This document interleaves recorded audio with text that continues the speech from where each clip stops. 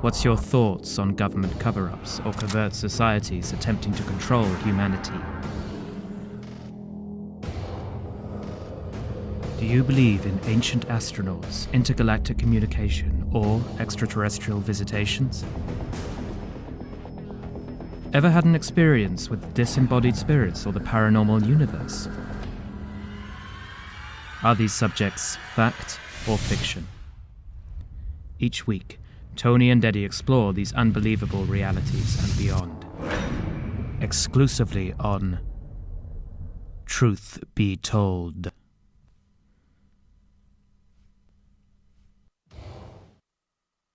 Welcome to Truth Be Told with Tony and Eddie, where we believe in experience becomes truth. I'm your host, Tony Sweet, and joining me now in studio is world-renowned psychic Eddie Connor.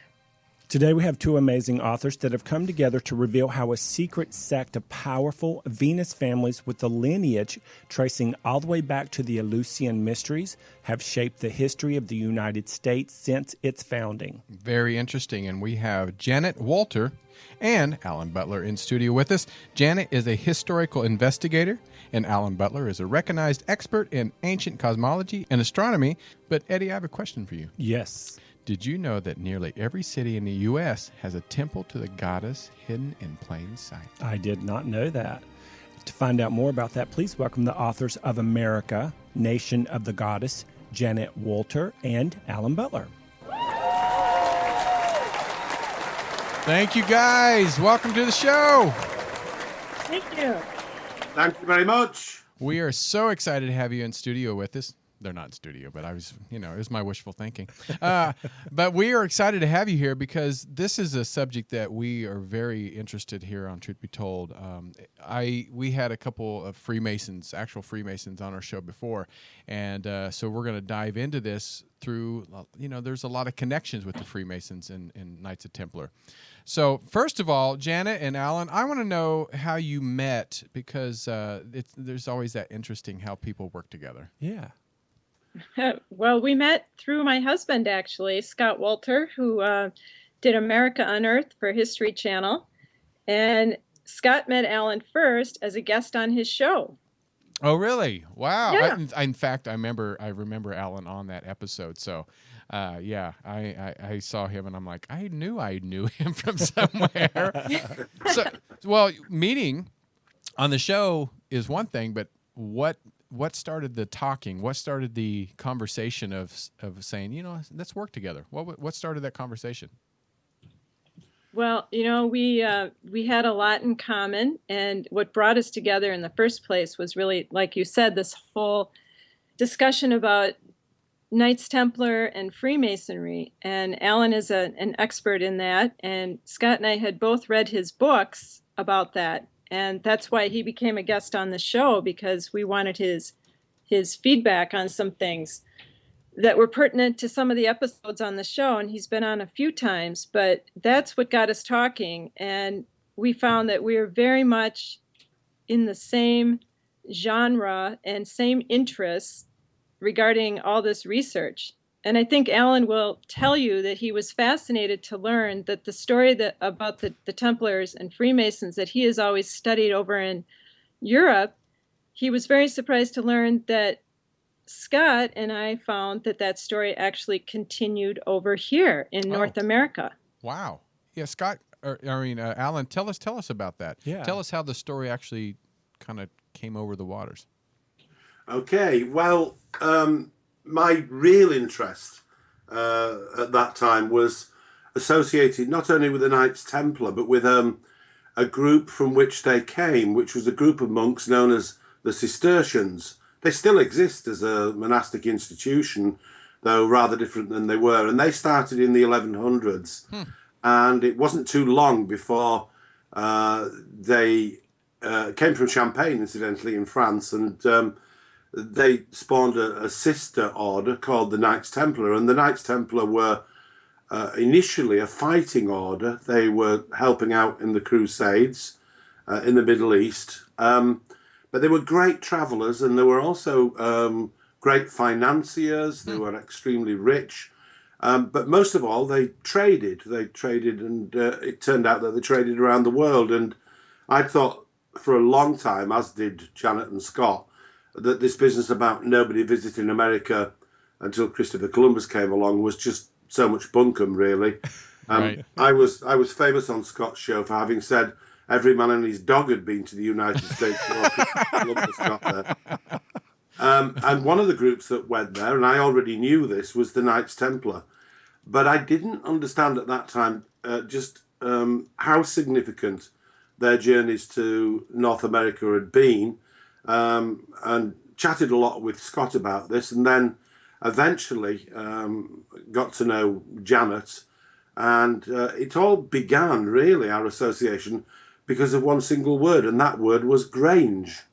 Grange. Well, I heard this, that you speak about this in another interview I listened, that both of you on, and I honestly, I have never heard that before. And could you explain, both of you, what Granger movement is? Janet, explain the American Grange. All right. Well, I first heard about it when I was, when I was reading Laura Ingalls Wilder's books and watching the show Little House on the Prairie, and they talk about the Grange movement there, which was an organization for farmers. And what I thought it was really was sort of a union for farmers back in the 1800s that came about after the Civil War. But it was much, much more than that. It was actually something that came about because the man that started it, Oliver Hudson Kelley, who had a farm here in Minnesota, originally from Boston, was hired by the Department of Agriculture to go down into the southern states and do a survey of the farms down there and the farm families and get an assessment of their condition. And he was shocked to see the condition. It was so sad and so deplorable. These families were really suffering.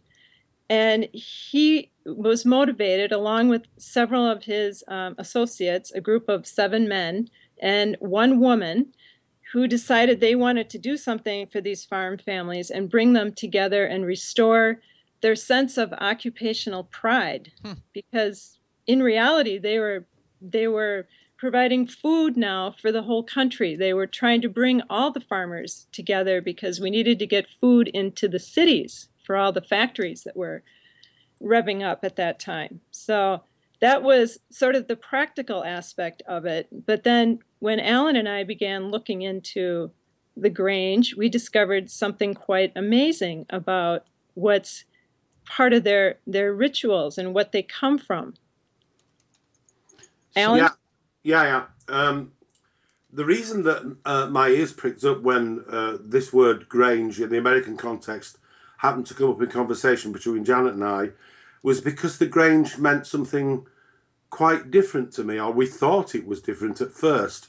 Going back to that group of monks I was talking about, the Cistercians, they were quite revolutionary and different than other monks. Most monks in Europe until that time had supported themselves by getting money from the public and from rich benefactors. The Cistercians were different in that they supported themselves. They were tremendous farmers. That's really what they did. They farmed for God. They would have a central abbey in any particular place, and then they would be given donated land in areas around the abbey, but not always quite in the same place. And they would set up remote farms, and these farms were called granges. And the word grange still exists in England in association with the farms that these monks used to have. I, for example, lived in the city of Leeds, which is in the north and centre of England, and I went to school at a school called Moor Grange, which was on the site of a grange that the Cistercians had. Now, it seemed that although there couldn't be any connection whatsoever between Cistercian granges and the grange that Janet was talking about, that there are very defined connections, not least of all in terms of the way the two organisations ran themselves. If we talk about the monks just for a moment, Sure. They were entirely democratic in an age which wasn't democratic at all. There would be one abbot in each abbey, and that abbot would be elected by all of the monks coming together in an open election. And once a year, the abbot of each abbey would go to the headquarters of the Cistercians, which was in France. And the whole thing was utterly democratic from beginning to end. And it turned out that the Grange organization in America was run in more or less the same way. People would join the Grange at their local town, at the Grange Hall there, and one of them would be elected from within their own midst, who would go to state level, and then from the state level, representatives would be sent to the national level in Washington, D.C. And it just seemed to be really strange that these two different organizations, divided by time and divided by inclination, were nevertheless associated in other ways. And what really intrigued us was that we knew that the Grange in America, the Grange organization, was run on Freemasonic lines. So we came to another connection in a way, because we just talked about the Knights Templar. They had Granges, the same as the Cistercians did. And they were very closely associated with having gone to America early. And the Templars are also associated with Freemasonry. So we found all these connections that eventually came full circle and pointed us to all parts of the United States, but in particular to Washington, D.C. I should explain very, very briefly that the reason this all came about was because of a place in Ireland called Newgrange. Newgrange is an extremely ancient megalithic site in southern Ireland. It's a chambered tomb that goes back to about 3,500 BC. And it intrigued us. Scott and I had gone there to film, and it intrigued us that it was actually called Newgrange. And we discovered eventually that it was one of the granges of the Cistercian monastery in Ireland called Mellifont. And we knew that that particular abbey had been set up at the specific request of the guy who was running the Cistercian order early on, and who also devised the Templar order, a man called St. Bernard of Clairvaux. They'd had one of their farms on this really ancient land, and it appeared that they'd dug into this tomb. And when we spread our net, we found out that the Cistercians were often associated with land on which extremely ancient monuments sat. Wow. I'm baffled. So I mean, it's this like is a great. giant puzzle. Yeah, I'm showing pictures as you're talking also, and I'm showing to our audience. That is huge, and I could see. When was this built? 3,500 BC. Holy crap! That's a long time ago. Wow. It's a truly amazing place to go to. Yeah, I would love to. I've always wanted to go to Ireland, and that's one thing now I'm going to put on my list to me go. too, on the bucket list. And so what was the energy like? I'm the sort of woo-woo person that's part of the Tony and Eddie. I'm the woo-woo paranormal kind of lover. What was the energy like there when you gentlemen were there? It's extremely powerful. Wow. I mean, it's hair standing up on your neck, powerful. That's the feeling you kind of get just from looking at what Tony's pulling up for you guys. Absolutely. Of course, you're allowed to go in, you see. Oh. And it's a long passageway which leads to a chamber at the far end. And at one time, they think that the bones of the dead were sometimes stored there, but it wasn't predominantly a cemetery. Bones seem to have been taken in and out at different times, probably for different ceremonies. And this particular one that you're looking at, Newgrange, is one of quite a few which exist across the United Kingdom and also in parts of France, and clearly had something to do with the religious beliefs of these people so long ago. And we know that one of the important things about the megalithic people, that's what we call the people who built these kind of structures, that they were very committed to the great goddess, to a female entity who started to take a much more backseat position in religion once the main religions that we know about today, such as Christianity and Islam, once they came about, then the goddess tended to be marginalized. But it seemed to us, from what the Cistercians were doing and from what eventually happened at the Grange movement in America, that somebody was trying to get the balance right between the god and the goddess. And it absolutely stunned us. And that's really where our efforts started. Well, go ahead, Eddie. No, is this a good segue or not? You guys, if I'm jumping too far ahead, just pull me back and say, you need to sit back, Eddie, and I will. So in the bio that we were reading at the top of the show, we're talking about the two of you coming together to reveal how a secret sect of influential Venus families with the lineage that goes all the way back to the Eleusinian mystery. So it's two questions. Is it too early now to explain to Tony's audience what the Venus families are and a little bit about the Eleusinian mysteries? Well, there's a very beautiful lady in Minnesota who can tell you all about that. Oh, well, I guess that would be Janet. You're so sweet, Alan. Well, I will speak to the Venus families because that is what we named this group of people who we believe this continuation that goes back so many hundreds and if not thousands of years for these people who were trying to keep this balance going between the masculine and the feminine Godhead.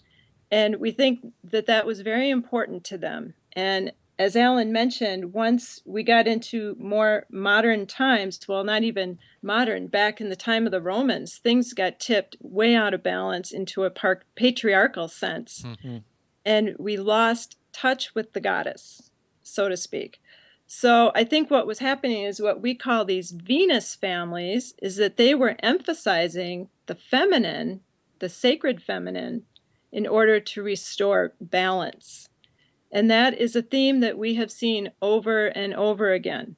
And I'll let Alan tell you how it relates to the Eleusinian mysteries. Beautiful. Thank you. Yeah, the reason, first of all, that we call them the Venus families is because wherever we see them appearing in history, Venus as a planet and as a goddess is always very significant and very important to them. We'll tell you more about that later with regard to places like Washington, D.C., mm-hmm. But that's how we recognize them. But they don't always appear to follow a straight course throughout history. In fact, I once coined the phrase, they appear like a golden thread through the tapestry of time. You see the Venus families and then they disappear and then they appear somewhere else. But the greatest manifestation in the modern era, if you can call it the modern era, was in the 11th and 12th century when a number of aristocrats in Champagne in France suddenly became extremely powerful. They instigated the First Crusade. There's a strong indication that what they wanted more than anything else at that time was to get into Jerusalem, which at that time was in other hands. So they moved heaven and earth to get themselves a pope, and the pope called for a crusade. And then they went off to the Holy Land. But we also know that these individuals have been on the go for a very, very long time, or at least they look back a very long time to this megalithic period, and also to the time in ancient Greece when the goddess was specifically important. People used to flock to a place called Eleusis, which is not far from Athens, and they did this for upwards of 1,000 years. Wow. And the ceremony there dedicated to the goddess Demeter. Wow. And we know from the beginning of our story right up until modern times that this vision of this goddess Demeter has proved to be very important and was one of the motivating factors for the creation of Washington, D.C. Now, all of this sounds absolutely absurd because we're talking about a time period which extends back, as we said, to 3,500 BC. But there are manifestations of Demeter and of her religion, which was called a mystery religion, mm-hmm. which still occur in the world today. But on the way through history, the people we call the Venus families had to be very, very careful. If you lived in the 11th or 12th centuries, and in fact right up until the 15th, 16th centuries, if anybody knew that you showed a special reverence for a female quality within the deity, you stood a good chance of being burned at the stake. Yep. Oh, wow. Which is why these people always kept a fairly low profile. And it seemed to Janet and I, and still seems, that this tendency to stay in the background but yet have tremendous influence has been maintained up until the present day. Right, Janet? Yes, absolutely. We've seen amazing things, and even within the Grange organization that we talked about, their highest degree, which is the 7th degree, which is that you would receive at the national level, is called the Ceres or Demeter degree. So, and it has a great deal in common. Yeah. Yeah, and it's an agricultural society, and Demeter was the goddess of agriculture, so the harvest. Right. And I want to go back to something you said, Janet, because you said they were the masculine and feminine. They were trying to balance, and I remember having a Freemason on before, and he pretty much went through the history of the Freemasons from Knights Templar to the Freemasons, and they were in a lot of times it's with the Mary Magdalene, where the balance got thrown off for quite a few years, and even to this day, they've kind of more masculine. They're trying to get back a little bit more of the feminine part of that. Is there a similarity to you or Janet or Alan with the Mary Magdalene, with the Freemasons and the Knights Templar, with what you're talking about? Oh yeah, definitely. Yes, we probably have a situation here where at least some of the people who are members of these Venus families go back to what was discussed in the whole Da Vinci Code book, which was about the bloodline that goes back to Jesus and Mary Magdalene. So they are definitely part of that thread. Yeah, it popped in my head. It kind of reminded me what we talked about before with the guest before. Well, and in a lot of circles of metaphysics, spirituality, New Age, that sort of thing, they've talked about how for the last 2,000 years it's been a predominantly male-motivated, dominated world, and that we're now shifting back to the next 2,000 years, they say, is going to be going back into the feminine for the next 2,000 years. What do you guys think about that? This seems to have been a clear motivating signal from the Venus families. This is really what they're after. I'm not so sure from what we know about the Venus families that they would necessarily suggest that we're going to go through a prolonged period devoted specifically to the goddess, because the one thing that Janet and I definitely seem to have discovered is that what they're really after is putting the goddess back where she belongs, alongside the god.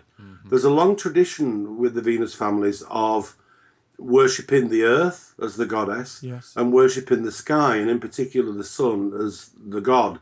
And as we will see, particularly in Washington, D.C., this is a motivation which still exists. So what they really seem to be after is balance rather than either gender being in the ascendancy. Wow. So so that's definitely the theme here. And so you know what I love about this conversation with both of you is it's not like it's got to be about the Venus, the feminine. It's both of you are very grounded and factual and scientific, but you both have really great hearts and good energy, and you're both obviously tapped into that energy, and it's bringing it back into balance so that it's for the well-being of the whole planet and the beings on the planet at the same time. And we appreciate that, you guys. Thank you for that. Yes, thank you. That you described it well, I think. Described us well. Yeah. Well, what we're going to do, and we don't go anywhere. We're going to just take a 1-minute break because we have a sponsor that we have to run real quick. So that'll get you a sip of water if you need it. But for people listening, we have these amazing guests on the Skype, from one from Minnesota, one from the UK, Janet Wolter and Alan Butler. We're talking about their book, America, Nation of the Goddess, the Venus Family, and the Founding of the United States. We have so much more to talk about. This is so fascinating to Eddie and I. We love this stuff. So don't go anywhere. You're listening to Truth Be Told with Tony and Eddie. I'm Tony Sweet. I'm Eddie Connor. And we're going to be right back. Don't go anywhere. Do you suffer from anxiety, from depression, maybe even chronic pain? Well, listen up. Truth Be Told is going to tell you about a breakthrough program built on over 100 years of therapies used in America's returning veterans to help you successfully overcome PTSD, anxiety attacks, pain, and depression. The secret proven in study after study. Music therapy. The effects of music are nothing short of amazing. From strokes to PTSD, music has been shown to improve the quality of life. Now, one of the latest music therapy programs being used in America's veteran hospitals can be yours to experience for free, at home, and to help your own anxiety attacks, pain, and depression. Or just relax after a hard day. It's called Whole Tones. It takes music therapy to a new level. This revolutionary program makes use of specifically designed frequencies that have been shown to stimulate your body's natural healing power down to a cellular level. If it works for battle-scarred vets, can it work for you? Well, experience it for yourself for free at sweetwholetones.com. Like Tony Sweet, that's SWEET. Go to sweetwholetones.com. Now enjoy the show. Hi, everybody. Welcome back to Truth Be Told with Tony and Eddie. I'm Eddie Connor. And I'm Tony Sweet. And we have with us from Minnesota and across the pond, we also have Alan Butler and we have Janet Wolter with us. You can learn more about this great conversation by going to the website nationofthegoddess.com. Their book is called America, Nation of the Goddess. And something that struck me before we went to commercial break earlier, you were speaking about the goddess Demeter. And I think I'm saying it slightly right and slightly wrong, Demeter. You want me to tell you a fun fact, Alan and Janet? Are you ready for this? Yeah. Yeah. Ask me what Janet Jackson's middle name is. What is Janet Jackson's middle name? Demeter Joe. Really? What? It is Demeter, and she's a Southern girl. Her mother's a Southern girl from Georgia. So I love isn't that it. interesting? There could be a little connection there. I'm just saying. It's not out of the question. Now, I know Tony had a question for you too, but I couldn't stand it. I was about to bust over here with my okay, Janet Eddie. Jackson control. Oh, you mentioned Janet or Beyonce, it's over. So you mentioned some influential families that shaped the United States. Is there some names of some of these families that helped shape the United States that we may or may not know? Or that we can talk about or not talk about? No, some. Yeah. I mean, we have to remember that of necessity, as we mentioned before the break, these people that we call the Venus families have always been very careful to protect their anonymity. So until they start to emerge in the United States at its very infancy, at its very birth, we don't always know who these people are. There are certainly British names like St. Clair or Sinclair, which occur time and time again. But really we find them appearing in a truly visual sense at the start of the United States. And a lot of the founding fathers of what is now the United States seem to have been involved. And we're talking here about people like Thomas Jefferson. We're talking about George Washington, probably talking about Adams. But Ben Franklin, yeah. But the instigating factors from this side of the pond also include people like Francis Bacon, who was a very significant man about town in London in Elizabethan times, and he seems to have been a strong motivating force as well. Wow. I can really appreciate the fact that they want the anonymity so they can continue to do the work and the magic that they're doing, because unfortunately a lot of times when people don't have the anonymity or the privacy, it ends up getting sidetracked by a bunch of little booger heads. Yeah, I think that's absolutely true. I mean, obviously in the initial stages, anonymity meant staying alive because it was very dangerous to wander away from orthodoxy in terms of religion. We get the impression now with the Venus families that although that kind of pressure doesn't exist anymore, they're not really into putting their own individual names forward. They have a very democratic view, and so they try to keep it straight and level in that sense. But there's a good sense of humour behind all this as well, wouldn't you say, Janet? a good sense of humor. Yes. They do all sorts of things. Yeah. I'm not They do sure all sorts of things that are hidden in plain sight. Oh, true. Is that like you did things in plain sight? Yeah. For example, just before we started and went live, we were asking the two of you what some of the things are that the two of you have discovered that are just sort of mind blowing, and you gave us a titillating tip, I might add. something about Washington, D.C. Is this a good time to ask you about that? Oh, I think it's the perfect time. Yay! One of the things that we discovered early on about Washington, D.C., and in fact, I'd been working on this before Janet and I got together in a professional sense, is that we knew that Washington, D.C. was a planned city. You could call it almost a new city because it was designed from scratch, which not many cities in Europe were.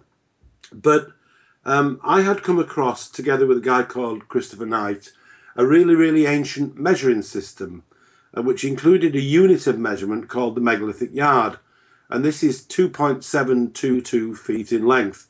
Now, it's a long story and it encompassed 3 books.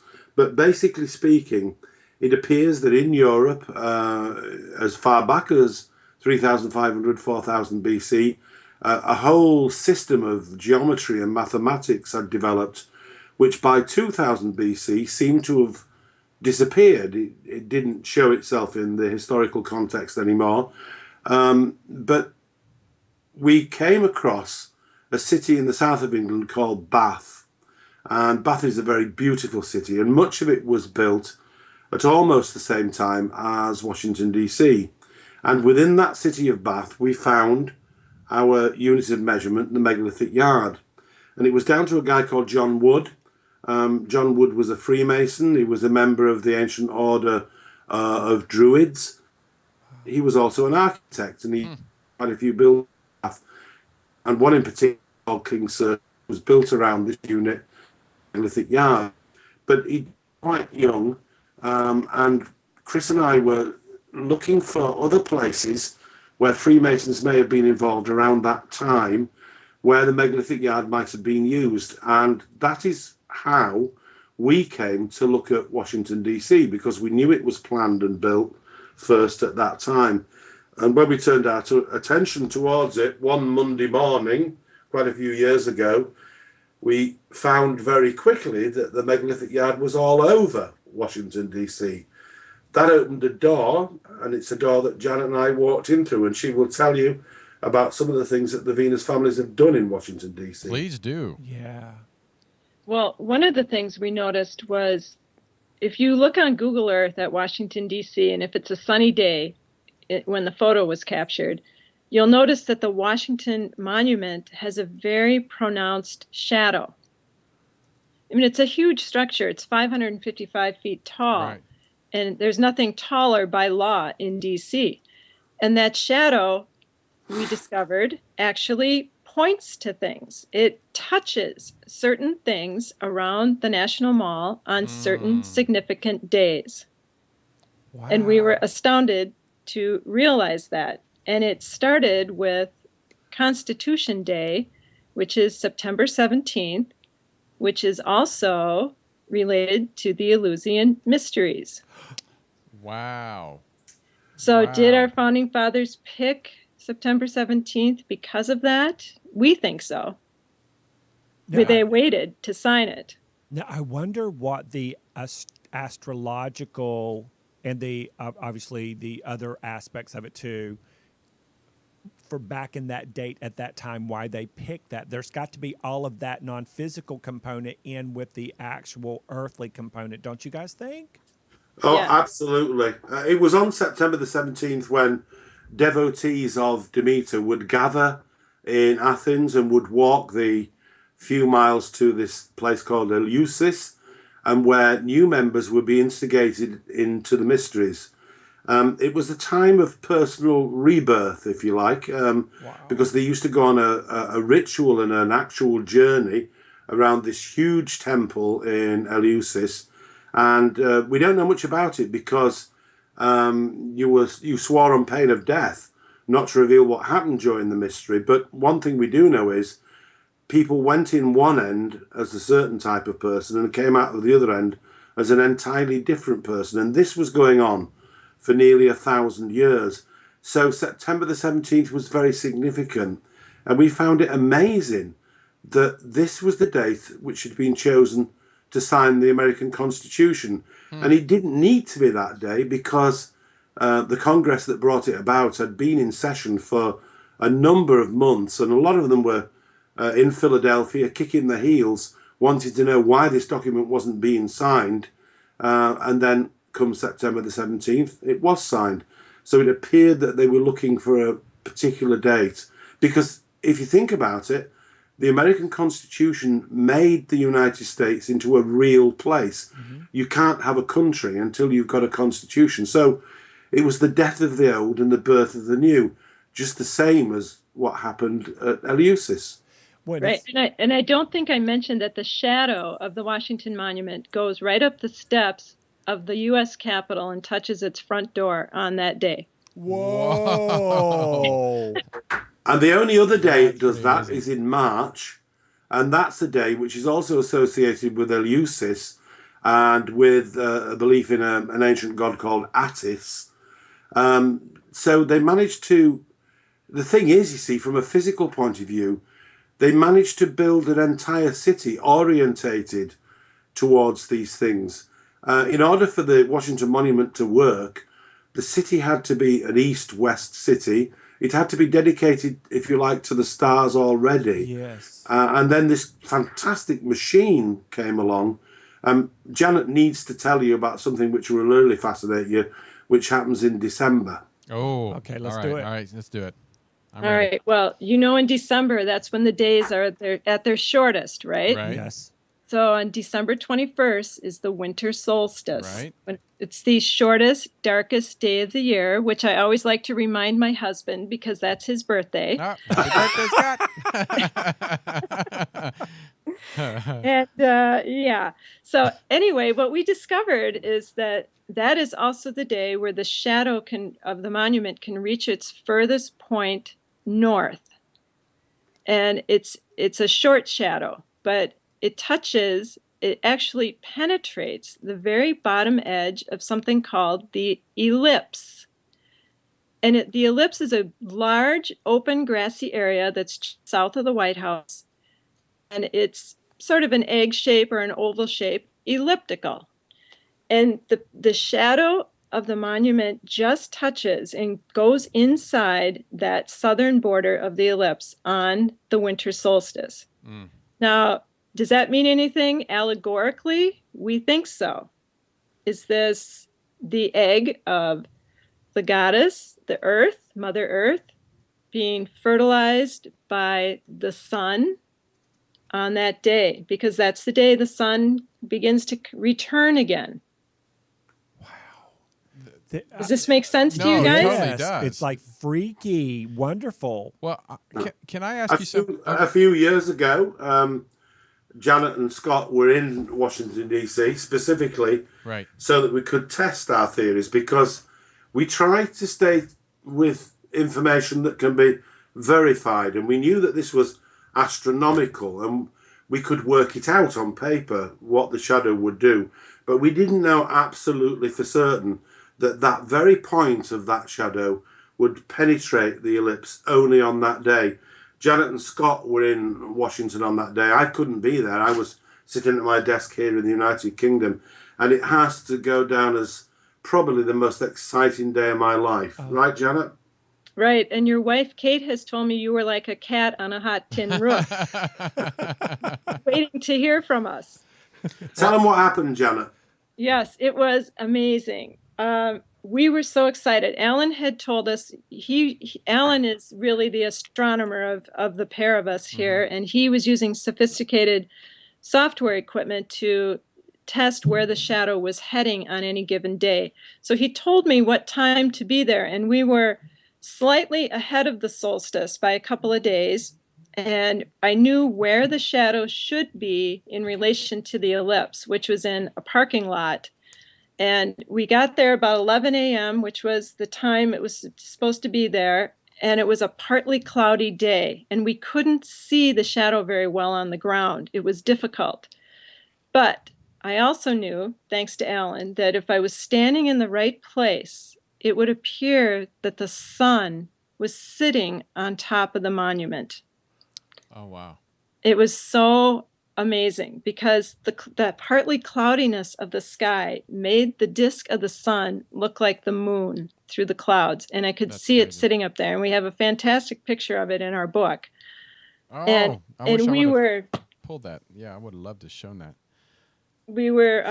just jumping up and down when the shadow was in the right place in relation to the ellipse for that date and time.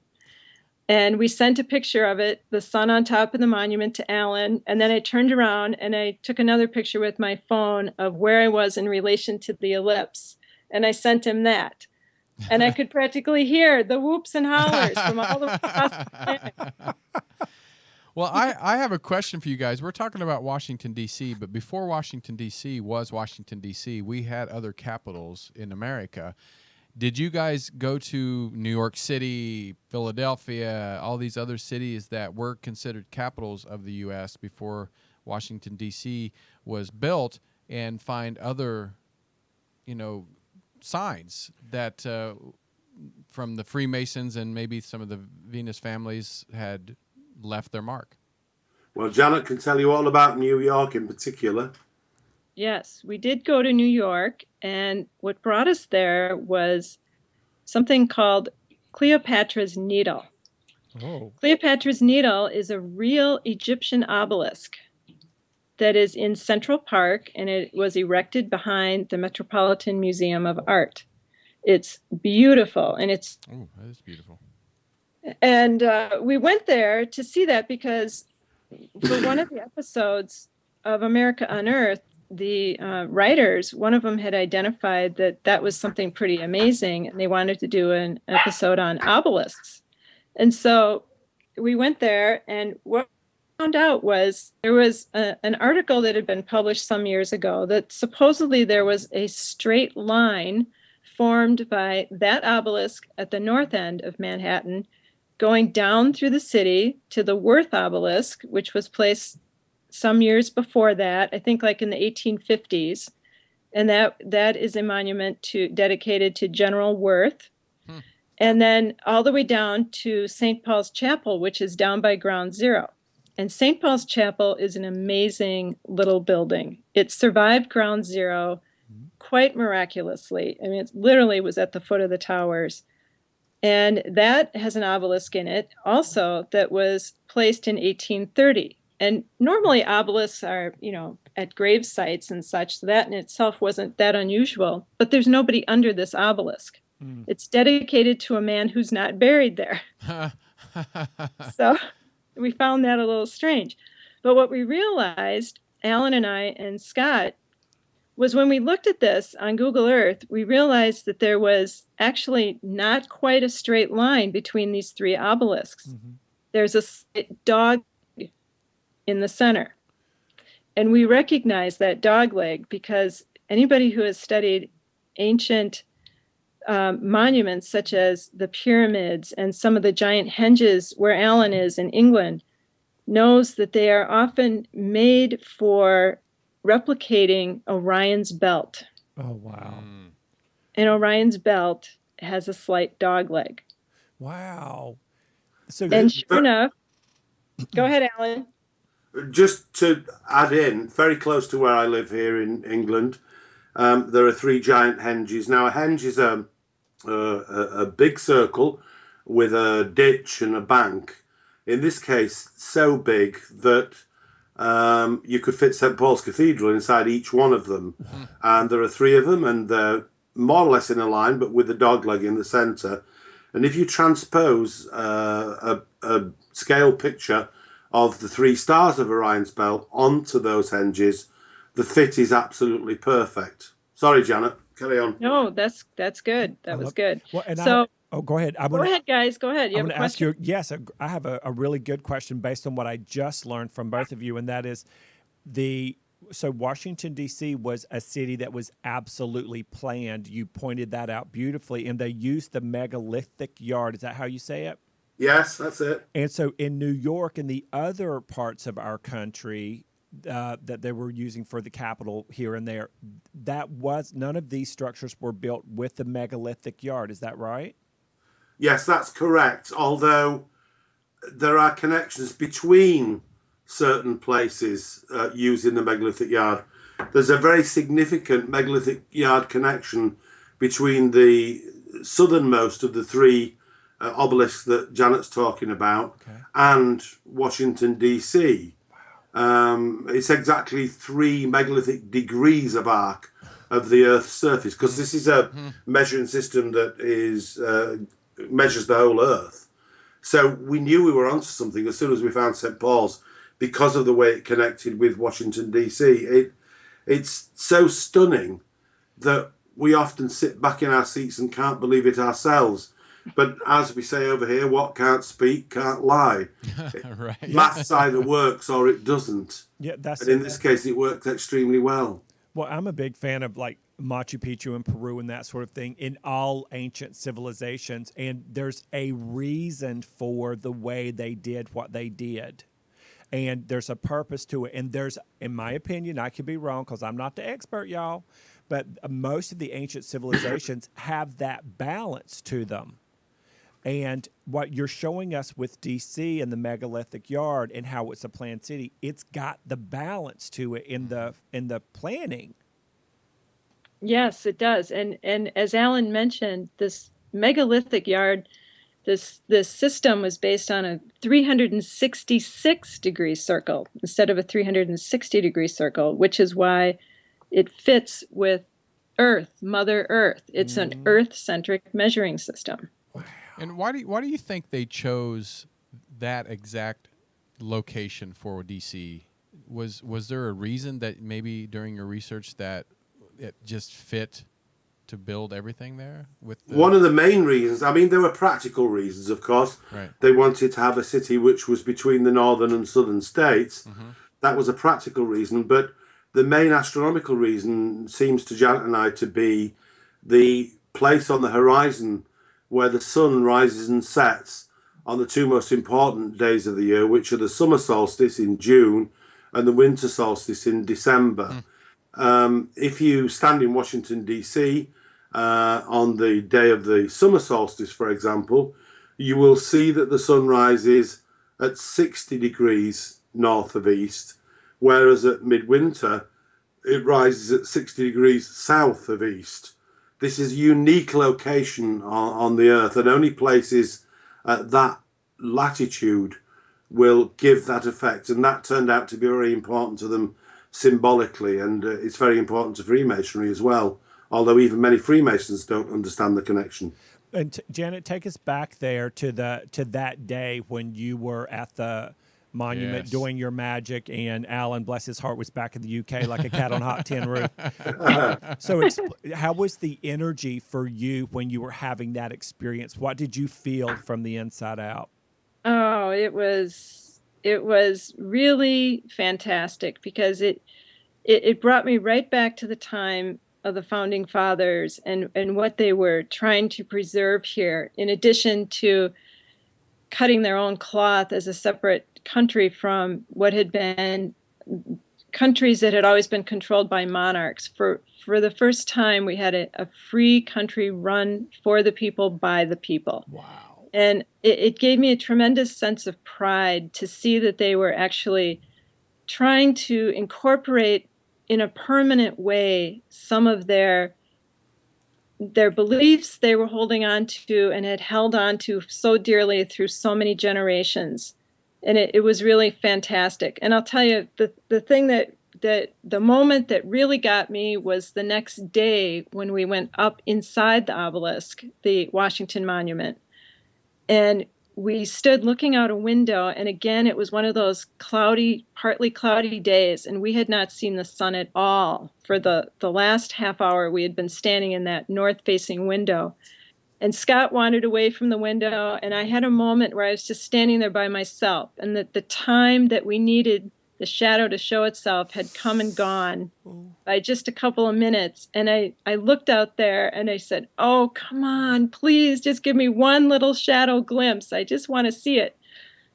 And all of a sudden, like a ghostly apparition, it just appeared below me. Wow. And yeah, so Wow. what my This is question was amazing. going to be, I believe in non-physical. I believe that we have loved ones on the other side. I believe in angels. I'm all about that. But I'm also pretty grounded too. My question is, don't you both actually feel like you had great, big, giant, non-physical powers that were perpetually moving you both to get this information out to the world? It happens all the time. Because we try very hard in our books to stick to what we can prove to be factual. Yes. That's what's written in our book most of the time. But Janet and I both are great believers in the feeling of a place. There's a little Grange Hall not far from where Janet lives, and we got to go there one day, and the feeling of inclusion, the feeling of the feminine mother wrapping around you when you go into that building is so potent that it's greater than anything I've ever seen before. And the only time I ever felt the same feeling to the same intensity was one day. The weather had been bad and we were all in Washington, D.C., all three of us, and we were driving down in the early evening in the direction of the Capitol, and the sun was setting and the Capitol was absolutely pink in the setting sun. Oh, that'd be and beautiful. hard to explain, guys, but I could have exploded with the emotion of the situation and the feeling of power that came over us at that time. Well, I totally get that, because when you're in that's what they call the twilight time in Hollywood. So the early morning or the late evening is like the twilight, the between world state. And the pink is a color that we associate with the feminine. And then the feeling that comes behind the energy of that becomes multiplied and activated. And so, of course, you're going to be bubbling over with all of that wonderful energy. Yeah, one of the most beautiful sights I've seen in my life. And I think it's worth reiterating from my side of the pond that what we are talking about here in terms of Washington, D.C., and indeed the United States as an independent entity is the bravest experiment that humanity has ever undertaken, because nothing like it had ever happened before. Wow. There was no king, there was no emperor, there was just people. Coming together in that community from a heart-centered space, in the balance, marrying the masculine and the feminine together and physical and non-physical together to keep the message on the planet. And that golden thread you both talked about at the top, you're both continuing the golden thread. And I think our politicians need to read this book. Yeah, well, I know what they can do with a book, but I don't think they'll read it. Well, they need to read it. Yeah, they need to read it. And I have to say, this was a great show, something that everybody learned from. People in the chat room learned from. They were asking great questions, and unfortunately, I didn't really get to ask those. But thank you so much, both of you, for being on the show. We hope you come back again for your next book. And Alan, I know you have tons of books out there. And Janet, do you have other books that you have written? No, I don't. I'm a first-time author, Well, and that's a good one to write. Thanks to Alan dragging me into it. I said, Alan, I've never done this before. That's okay. We can do it, Janet. Oh, that's fun. I love that. Well, I love that, and that's a great encourager right there. And like you said, Alan has tons of books out there, and I'd love to have you back, Alan, to talk about some of your other books that you have. Well, I'd love to be with you. It's been the most tremendous pleasure, guys. Oh, thank please, you so much. We appreciate that. And Eddie, tell them where they can go check it out. You can go to nationofthegoddess.com, and then you can find out more about their book, America, which is America, Nation of the Goddess. And we appreciate you guys. And if you guys missed the show, tuned in halfway through, please go to our YouTube channel at Truth Be Told with Tony and Eddie. Subscribe there, watch it, and leave a comment. We'd love to hear from you. Listen to us on iHeartRadio, on YouTube, on iTunes, Stitcher, all the places you can listen to podcasts. And we hope you guys support these beautiful people here, because great research, and it's changing people's lives. So yeah, we need to know this information. We do. All right. Well, thank you guys so much, and come back and see us. Oh, we will. Thank you. All right. Take care. Great pleasure. All right. Thank you. All right, guys. Well, it is time for us to say goodbye to all of our company. I know. But anyway, that was great. Eddie, think you had some great questions. Great questions. Oh, and, thank you. Well, I love that when I see you click into the intuitive mode. They're so easy to click into because Yeah. they're both equally passionate. They're both equally balanced in their male and female energy. And, of True. course, we love learning here. Yeah, that's what it's all about. Like I said, I'm not an expert. I'm an enthusiast. Eddie is an expert in a lot of things, but it's all about walking away and figuring out, there's something inside of us that we can do. Like Janet said, I've never wrote a book before. I know. And then she went out and learned so much for herself. So, Yeah. go out and write your book. Write a book. All right, well, we're out of here. Go to truthbetoldwebtv.com. Find out who's coming up next week, the week after, whenever. And again, suggest any of our upcoming guests. You have somebody? Let us know. Yeah, tell All us. right, We love subscribe that. to our newsletter. All right, we're out of here. We hope you had a great time, and we'll see you next time on Truth Be Told with Tony and Eddie. I'm Tony Sweet. I'm Eddie Connor. We're out. Bye, y'all.